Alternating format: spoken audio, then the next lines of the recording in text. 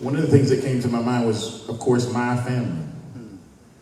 So my mother and father were married very early on. I always tell this because my wife finds it funny. My sister, my oldest sister, was born in 1968. My parents were married after that. And so she was like, your mama was over there shacking. Y'all was shacking up. But she only says that because I told her mama was shacking up too. Right? So. But for me, we were raised in a very small town, traditional community. There were not women allowed in the pulpit. There were very, very strong, strict traditions. And my parents, my daddy, he was like an outlaw. Like every rule that there was to go left with, he did. And so my mother, that was the only love of her life. The only love of her life. And she loved my father. Years later, I was probably in middle school. My parents separated and divorced.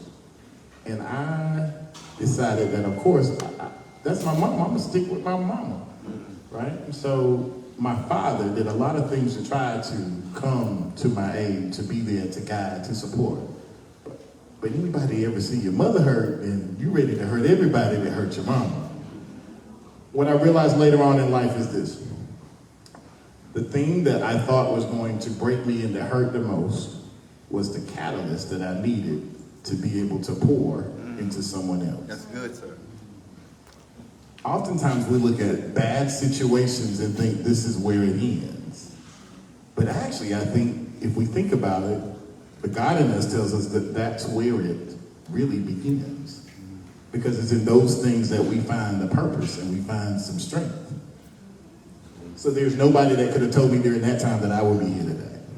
The only way that my 2.5 GPA, when I graduated from high school, that's what it was. The only way that I was able to get here is because of God. When I got to A&T, the only way I stayed there was because of God. There was a piece in me that was too stubborn to let my father see me fail. And it was that kept me pushing. In addition to that 2.5, I have attention deficit disorder and I'm dyslexic. And so outside of that, you would think that I would quit.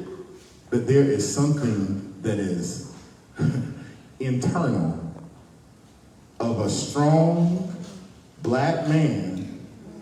We don't have any quit in us. We really don't. As a black woman, you don't have any quit in you. All right. Because the Bible is very clear that behind every strong man is a stronger woman. I say that because my mother, who stands about 5'0" is the most fiercest woman I have ever met.